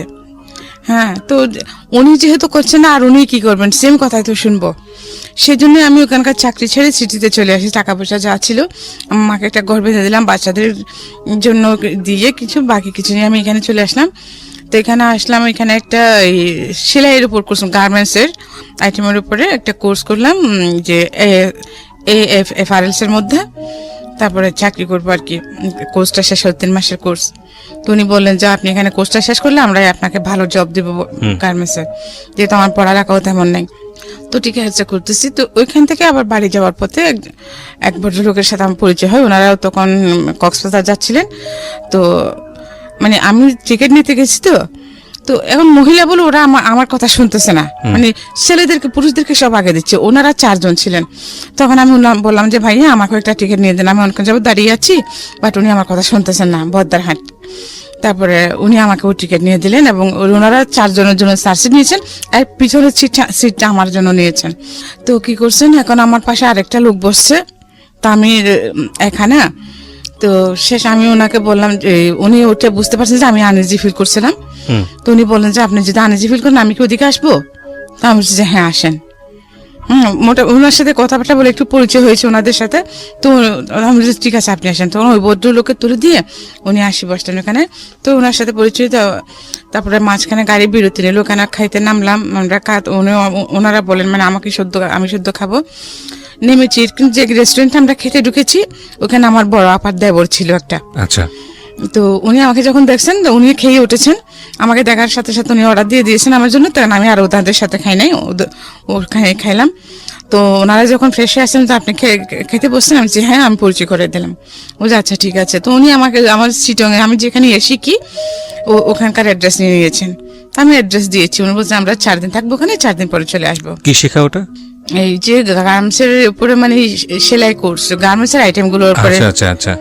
প্যান্ট এগুলো। মানে এতদিন ছিলেন হলো বীমা কোম্পানিতে, এখন চলে যাচ্ছেন গার্মেন্টসে। হ্যাঁ, মানে এই ঘটনার পরে। জি। তা বাট ওই জিনিসটা আমাকে খুব করে খাইতো সারাক্ষণ, যে সেই ছোটবেলা থেকে শুধু আমার এই যে আমার স্কিনটার জন্য আমি সব প্রতি মুহূর্তে বাধাগ্রস্ত হয়েছি। আমার প্রতি আমার একটা ঘৃণা আসে গেছে, ইভেন পুরুষ জাতটার প্রতি আমার টোটাল ঘৃণা আসে গেছে। হ্যাঁ, আমি পুরুষদেরকে টোটালি সহ্য করতে পারতাম না। যেখানে এরপর থেকে আমি এমনই ক্রেজি হয়ে গেছিলাম যে কোনো ছেলে আমাকে রাস্তাঘাটে কিছু হলে চিজ করলে, আমি পারি বা না পারি, আমি ওদেরকে মারামারি করতে নামে যেতাম। আমি এরকম হয়ে গেছিলাম, মেরেছি, অনেক মারামারি করেছি। ইভেন আমার মেয়েগুলোকে যে আমি এত বড় করেছি এলাকার মধ্যে, আমি যেখানে আছি সেখানে আজকে 20 বছর চলতেছে। আমি একা একজন সিঙ্গেল মাদার হিসেবে বড় করছিলাম বাচ্চাদেরকে। আজ পর্যন্ত আল্লাহর রহমতে কেউ কিছু আমার মেয়েদের দিকে চোখ তুলে তাকাতে পারেনি। বিকজ আপনার অভিজ্ঞতা আছে, আপনি ধরনের ঘটনা ফেস করেছেন, আপনি জানেন যে আমি ওদেরকে, আমি চাই না আমার মেয়েদেরকে কোনো কিছু ফেস করতে হোক। যেমন আমার ছোট মেয়েটা, তো আল্লাহর রহমতে আপনি দেখছেন, ওকে কোন একটা ছেলে যদি কিছু বলে, ও আমার সাথে সাথে আমার মেয়েগুলো আমাকে বলে, বন্ধুর মতো বড় করেছেন। মানে আপনার নিজের জীবনের অভিজ্ঞতা কাজে লাগিয়েছেন। মাশাআল্লাহ, আপনার 2 মেয়ে অসম্ভব সুন্দর দেখতে। আপনি ওই জায়গাটায় একটু যান, গল্পের ধারাবাহিকতা আমরা সামনের দিকে আগাই। যেটা বলছিলেন যে আপনি ট্রেনিং নেওয়ার জন্য যাচ্ছেন সিটিতে, তারপর এরপর আমি বাড়িতে গেলাম। তখন বাড়িতে গিয়ে আমার ছেলে মেয়েদেরকে দেখে 2-3 দিন পর আমি চলে আসলাম। তারপরে আমি একদিন ক্লাস করতেছি, ওইটা আমি দেখে গিয়ে যে ভদ্রলোকের সাথে আমার গাড়িতে পরিচয় হয়েছিল উনি ওখানে হাজির। তো আমার ক্লাস শেষ করে, আমার 2টা পর্যন্ত ক্লাস ছিল, আমি ক্লাস শেষ করে বের হলাম। তো ওনার সাথে গেলাম, উনি বলছে আপনি এখানে থাকেন কোথায়?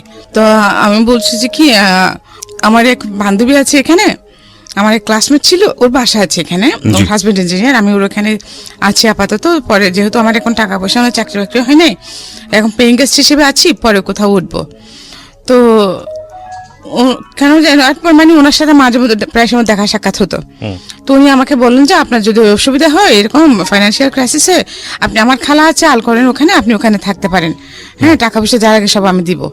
আচ্ছা। তো আমার ফ্রেন্ডের বাসাতেও দেখতেছি তেমন একটা মানে ও তো সংসার করতেছে। তো আমি বলছি আচ্ছা ঠিক আছে, গেলাম ওখানে। তো ওনার খালার সাথে ওখানে থাকলাম। অনেক দেখার পরে আস্তে আস্তে এই আমার একটা জব হলো কোথায়, 2 নম্বর গেটে একটা গার্মেন্টসে। জি। পার্সোনালে আমি ঢুকলাম। তো তেন আমি ওখান থেকে ওনার খালার ওখান থেকে চলে গেলাম। আমি আলাদা একটা বাসা নিলাম, তাও সাবলেটে একটা, কারণ ফ্যামিলি একা তো থাকতে পারবো না, যেহেতু সাবলেটে থাকলাম। তো আমার বাচ্চারা কিন্তু গ্রামেই ছিল। তো এই লোক কিন্তু আস্তে আস্তে আমার প্রতি দুর্বল হয়ে গেছেন, কিন্তু আমি ওনাকে টোটালি পাত্তা দিতাম না, বা এই ধরনের কোনো আলাপ ওনার সাথে হতো না। হ্যাঁ, জাস্ট দেখা সাক্ষাৎ হলে কেমন আছেন, ভালো আছি, কি করতেছেন, এটুকুই। কিন্তু উনি যে আমার প্রতি আকৃষ্ট হয়ে গেছেন এটা আমি জানতাম না। তারপরে যখন আমি ওনাকে এটা বুঝতে পারলাম, তো আমি যে বাসা নিয়েছিলাম আলাদা, ওইটা উনি চিন্তান, উনি সহ নিয়ে দিয়েছিলেন। তখন আমি কি করলাম, আমি না তাহলে তো আর এখানে থাকা যাবে না, এই লোকের সাথে দেখেছি অন্যদিকে, যখন পুরুষ মানুষ তো যেটা এখন বুঝতে পারছি, তখন বুঝতে পারতাম, তখন আমি খুবই উগ্র হয়ে গেছিলাম।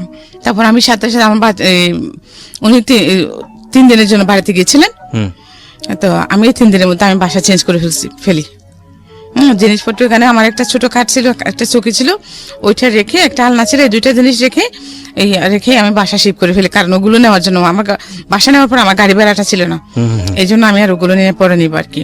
বোতান আমার কিছু থাকে, তাহলে আপনি ছেলেটাকে নিয়ে যান, ওকে একটু পড়ালেখা করেন, ওকে মানুষের মতো মানুষ করেন। হ্যাঁ, ও বলে যে ঠিক আছে আমি নিয়ে যাবো, বাট তুমি কখনো ওকে ছেলে হিসেবে দাবি করতে পারবে না। তো আমি যে ঠিক আছে, একেবারে এখানে নষ্ট পাহাড়ি যাচ্ছে, লাকড়ি আনতেছে, গরু ছড়াচ্ছে, এগুলো চিয়ে। তো আমার ছেলে, হ্যাঁ ওনার তো অনেক টাকা পয়সা আছে, ওনার ছেলে মেয়েগুলো সবাই শিক্ষিত। তো আমার ছেলেটা যদি সেখানে ওর লাইফ সেটেল করতে পারে, তা আমার সমস্যা, আমি তো কিছু করতে পারিনি। হ্যাঁ, তো আমি দিয়ে দিয়েছি ওকে। তোর বাবুকে নিয়ে মাদ্রাসায় ভর্তি করা দিচ্ছে, পড়ালেখা করতেছে, আমি এদেরকে নিয়ে সিটিতে চলে আসলাম। তারপরে এরপরে আমি 3-4 মাস পরে বাড়িতে গেছি।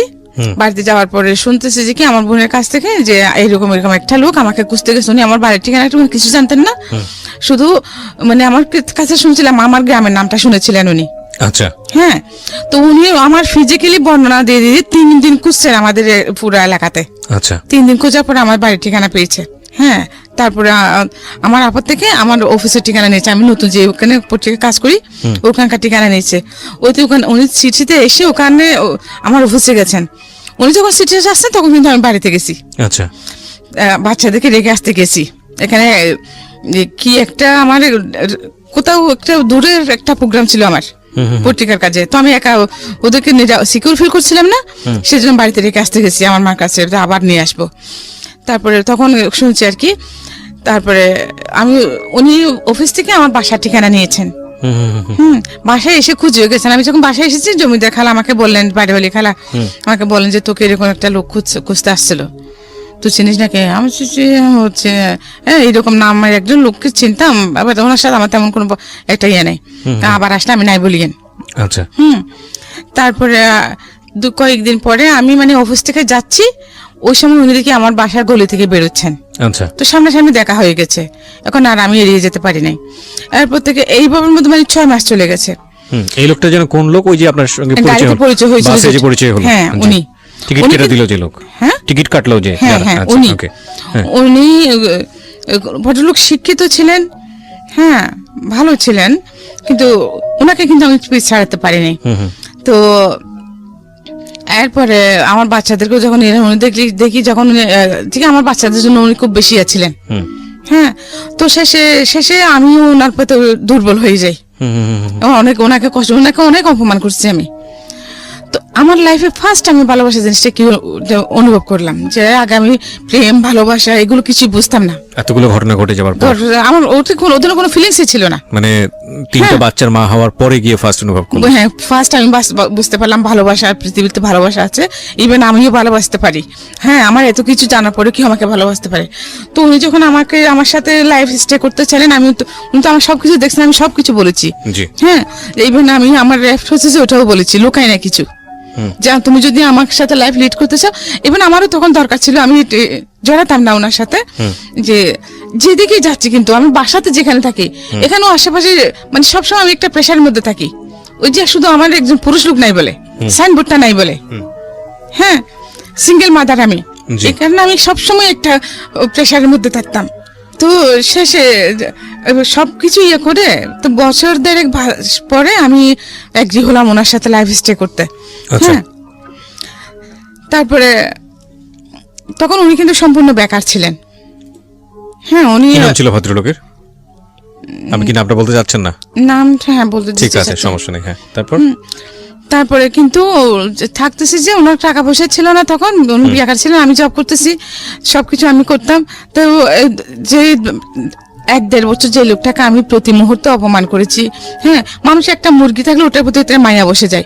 তো উনি কিন্তু সবকিছু নীরবে সহ্য করছেন। আচ্ছা। হ্যাঁ, তো কিন্তু অল টাইম আমার বাচ্চাদের সাথে নিয়ে থাকতেন উনি। বাচ্চারাও মেনে নিয়েছিলেন? হ্যাঁ, আমার বাচ্চাদেরকে মেনে নিয়ে থাকতাম, আমার বাচ্চাদেরকে সবকিছু জানতেন, আমাদের বাড়িতে গেছেন, সব দেখেছেন। হ্যাঁ, তো সবকিছু মেনে নিয়ে কিন্তু উনি আমার সাথে কন্টিনিউ হতে চাইলেন। তারপরেও আমি 1.5 বছর সময় নিয়েছি, পরে হ্যাঁ করলাম। তারপরে যে উনি আমাকে বলেন যে দেখো, আমি ওনার টাকা নাই, আমি ওনাকে টাকা দিলাম, 3,000 টাকা দিলাম যে আমাদের বিয়ে রেজিস্ট্রি করার জন্য। হ্যাঁ, উনি দেখি সে খরচ করে ফেললেন, কিন্তু বিয়েটা রেজিস্ট্রি করলেন না। বাট আমরা কিন্তু একসাথে থাকতেছি তখন।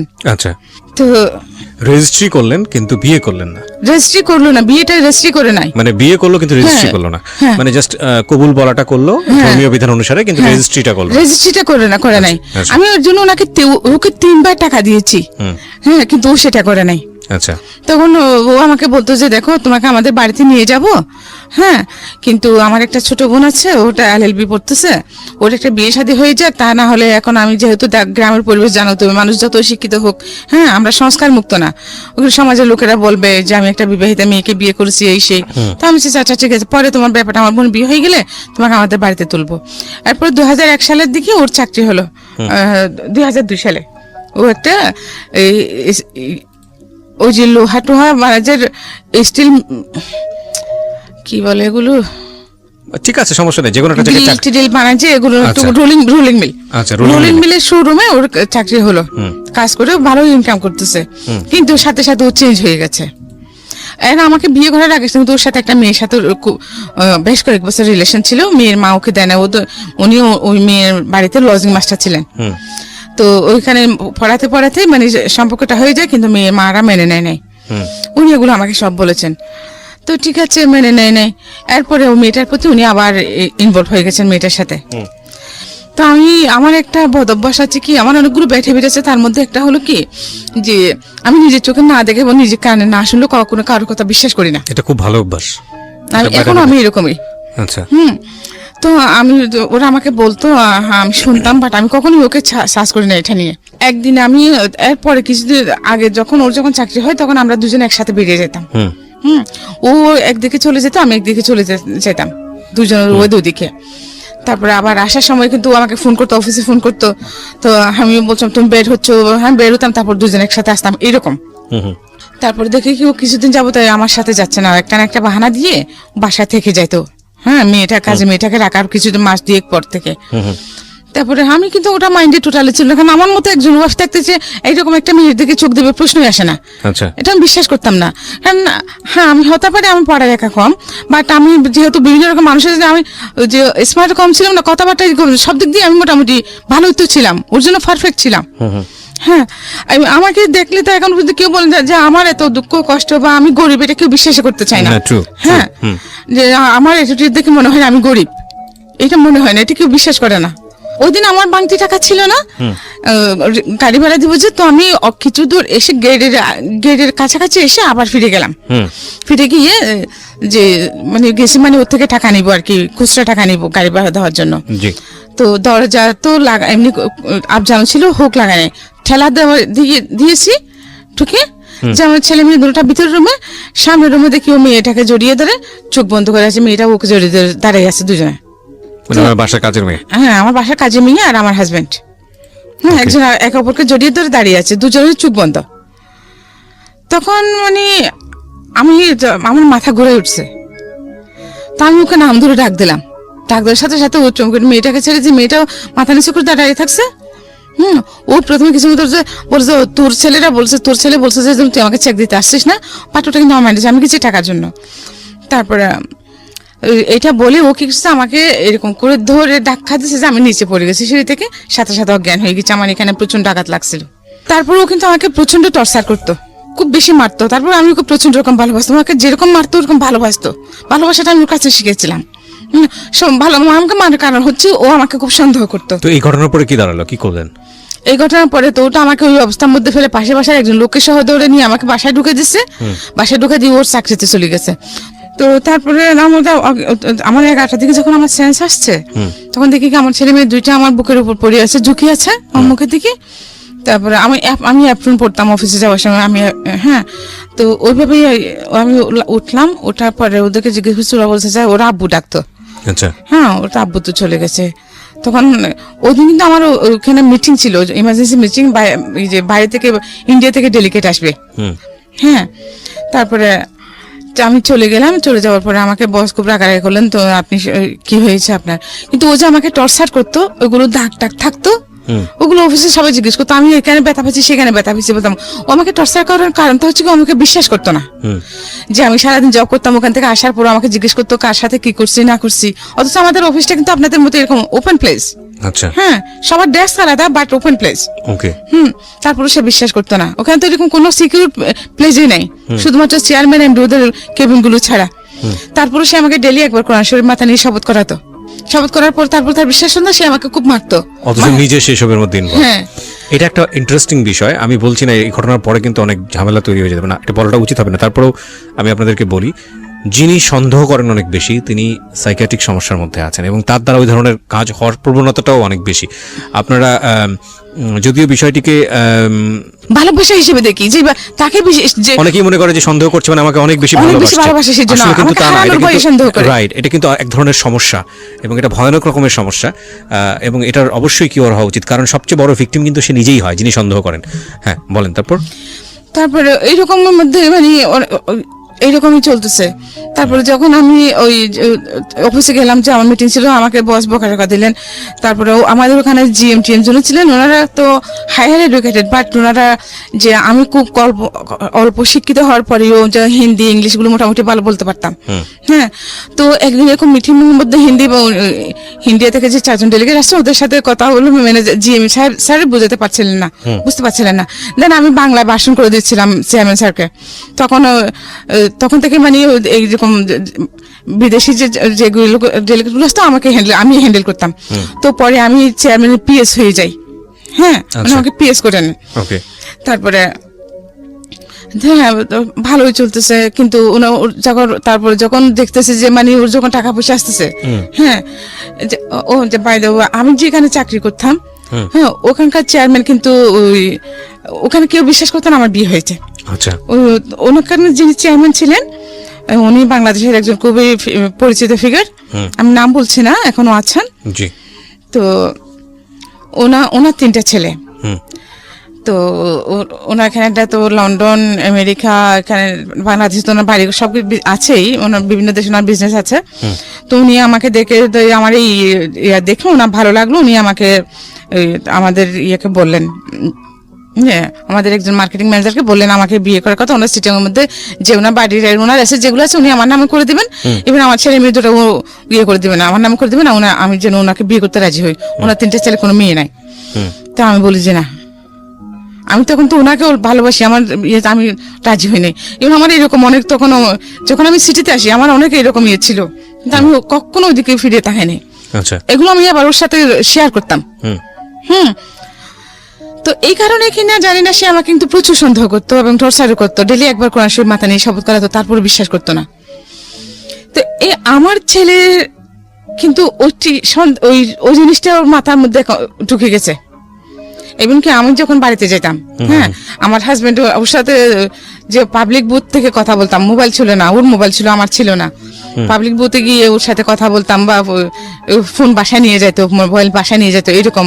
হ্যাঁ, তো ও আমার সাথে বাড়িতে কথা বলতেছে, এখানে আশেপাশে আমাদের আশেপাশে যে ভাড়াটিয়ার আছে, আশেপাশে ভাবিদেরকে বলতেছে কি দেখানো, ওরা যখন আমাকে মারতো, সবাই বলতো না যে কেন এরকম করেন আপনি সবসময় ডেলি। হ্যাঁ, তুই বলতো যে আমার চরিত্র খারাপ। হ্যাঁ, তখন উনি কি করতে আমার সাথে বাড়িতে গেলে আমার সাথে ফোনে কথা বলতো, এদিকে আশেপাশে ওদেরকে বলতেছে কি দেখেন ও এখন ওর অন্য পুরুষ নিয়ে হোটেলে রাত কাটাচ্ছে। আমি তো যাচ্ছি, ওদেরকে বলে গেছি বাড়িতে যাচ্ছি। হুম। ভাবি কোথায় যাচ্ছেন, ভাই বাড়িতে যাচ্ছি, একটু আমার বাসা থেকে খেয়াল রাখেন। হ্যাঁ, কিন্তু এরকম বলতো। এখন আমি জানতাম না, পরে একদিন এক পাশের ভাবি আমাকে বললো যে দেখি ভাবি আপনি এরকম জানতাম না। হ্যাঁ, উনি এত সুন্দর এত ভালো রকম একজন মানুষ, উনি কেন আপনাকে, উনি তো নাকি আপনাকে এই কারণে মারেন। আমার এখনই মানে আমার মাথাগুলো চেক কথা শুনে, হ্যাঁ, মানে এই ধরনের ব্যাপারগুলো লেগে থাকতো। তো যাই হোক, ও আমাকে বেশ কয়েকবার এমআর করিয়েছে। হ্যাঁ, তারপরে দ্য লাস্ট মোমেন্টে বেশ কয়েকবার ও আমাকে ফেলেও চলে গেছিল। আচ্ছা। যে বিভিন্ন মেয়েদেরকে নিয়ে, তারপরে আবার যখন যে বুঝতে পারতো বা ওরা যখন ওকে ছেড়ে চলে যেত, তখন সে আবার আমার কাছে চলে আসতো। এরকম 3 বার হয়েছে। এরপর আমি আর ওকে জায়গা দিইনি। আচ্ছা। আমি প্রথমে যখন সাফার সাথে যখন কথা হয় আমার, তখন আমি ব্যাপারগুলো কিন্তু ওকে বলি নাই। আচ্ছা, সাফা মানে ওনার আরেকজন ইয়া? না, আপনার অ্যাসিস্ট্যান্ট সাফওয়ান। হ্যাঁ, সাফওয়ান। আচ্ছা, সাফওয়ান আপনাকে যখন ফোন দিয়েছিল তখন বলেননি বিষয়গুলো? বিষয়গুলো বলিনি, কারণ তখন বাসাতে ছিলাম। হ্যাঁ, তখন ওনার সঙ্গে ছিলেন আপনি? না, তখন আমরা বাসায় ছিলেন? আমি বাসায় সাফওয়ানের সাথে যখন আমার কথা হয়, তখন তো আমি বাসাতে ছিলাম। আচ্ছা। আশেপাশে অনেক মানুষজন। সাফওয়ান, এখানে অনেকেই কনফিউজ হয়ে যাবেন প্রিয় শ্রোতা। আপনারা যখন এখানে ফোন করেন, আমাদের প্রোগ্রামের আরেকজন টিম মেম্বার হচ্ছে সাফওয়ান, সে ডিরেক্টলি আপনাদের সঙ্গে স্টোরি নিয়ে কথা বলে। উনি আসলে তার কথাই বলছেন। হ্যাঁ, বলেন। তো আমি ওনাকে ব্যাপারগুলো বলি নাই শর্টকাট মধ্যে। হ্যাঁ, আচ্ছা। তো এর জন্য একটা গেট থেকে যেতে পারি বা ভুল বোঝাবুঝি। ঠিক আছে, সমস্যা নাই, বলুন।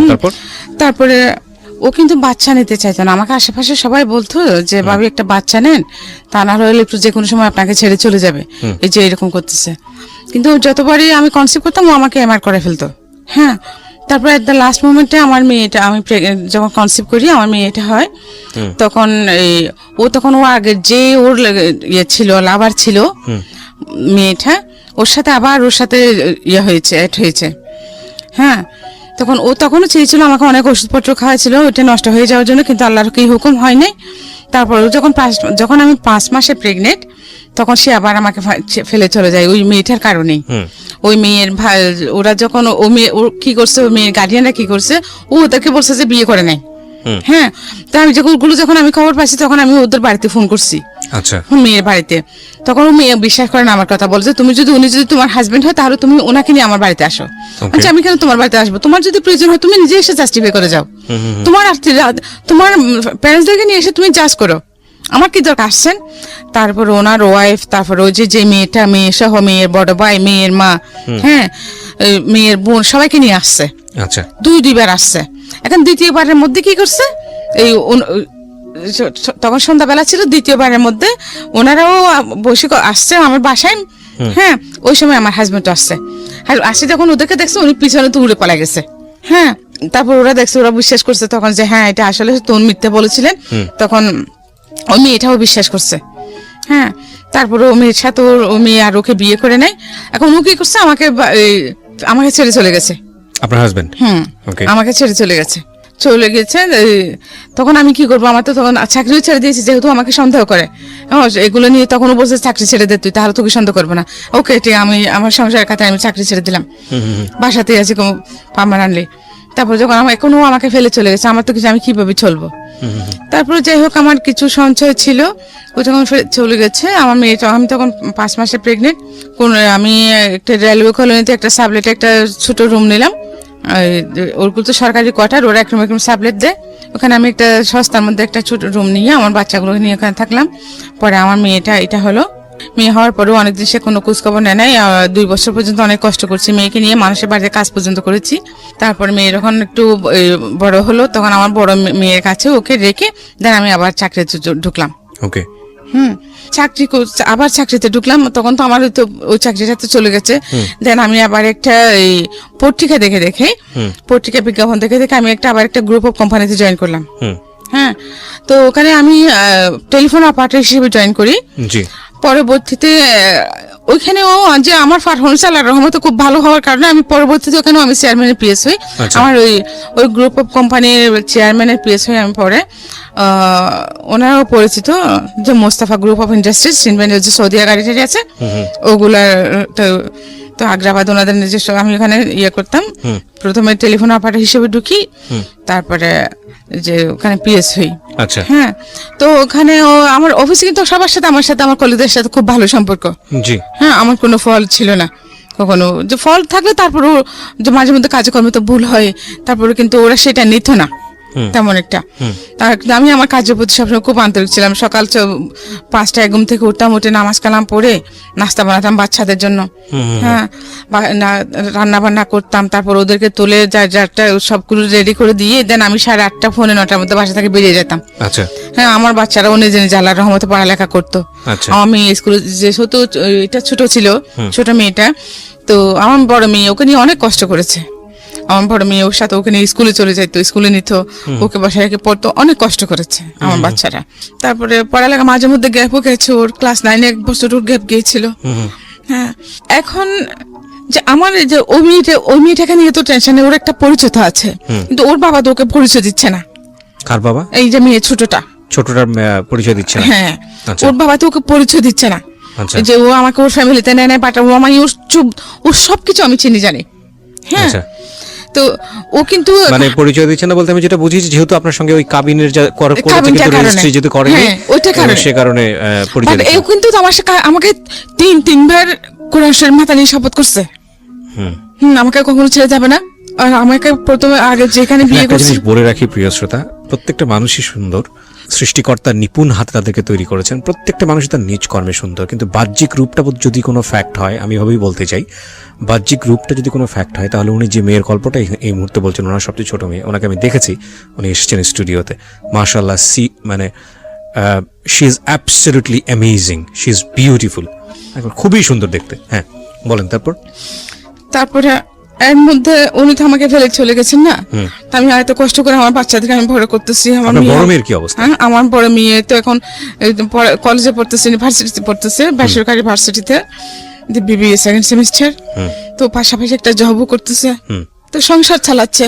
বিয়ে শাদী হয়নি না, তো এখন বিয়ের প্রপোজাল আসলেও আমি দিতে পারছি না, কারণ আমার যে টাকা পয়সাও নাই, তারপরে যে একটা মানুষ আসলে বসতে দিব, আমার সেরকম ঘরও আমার নাই।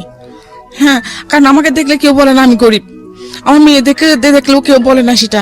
তো আমিও চাচ্ছি না আমার মেয়ে কেন, পৃথিবীতে কোনো নারীর জীবনে আমার মতো হোক, এটা আমি চাই না।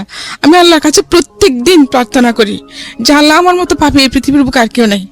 হ্যাঁ, কিন্তু আমি চাই না কোনো নারীর জীবন আমার মতো হোক। ইভেন আমার মেয়েদেরকে যেন আল্লাহ শুধু দুটো ভালো নামাজি পরেশগার ছেলের হাতে যেন আমার মেয়ে দুটা বিয়ে হয়। আপনার কি এরকম হয়েছে যে বড় মেয়ের বিয়ে এসছে, আপনার এই অবস্থার কারণে ভেঙে গেছে? হ্যাঁ, এরকম হচ্ছে, প্রতিনিয়ত হচ্ছে। ভালো ভালো ফ্যামিলি আসতেছে, কিন্তু আমার ফ্যামিলি ব্যাকগ্রাউন্ড প্লাস আমার যে টাকা পয়সা নেই, এই কারণে আমার মেয়েগুলো রূপবতী গুণবতী হওয়ার পরেও আমি বিয়ে দিতে পারছি না। উনি যেটা বললেন যে ওনার বড় মেয়ে ওনার ছোট মেয়ের চেয়েও মাশাআল্লাহ অনেক বেশি সুন্দর। যাই হোক, প্রত্যেকটা মানুষই সুন্দর, সেই জায়গা থেকে আমি একটু আপনাদেরকে বলি।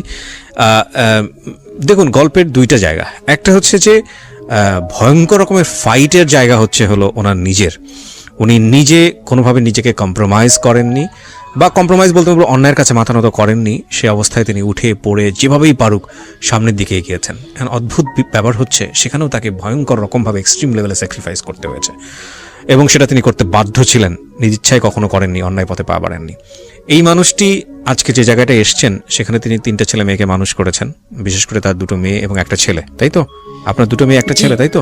তো এবং এই 2টো মেয়ের বড় মেয়ে এখন সংসার চালাচ্ছে, উনি নিজেও কিছু টুকটাক করার চেষ্টা করেন, আর ছোট মেয়েটা পড়াশোনা করছে। দেখুন, ভয়ঙ্কর রকমভাবে এই যে সমাজ, আমি যে বারবার আপনাদের একটা কথা বলি যে আমরা ছেলেরা আমাদের সমাজ থেকে যতটা সুযোগ সুবিধা নিতে পারি, আমাদের মেয়েরা কত রকমভাবে যে বাধাপ্রাপ্ত তার কোনো শেষ নেই।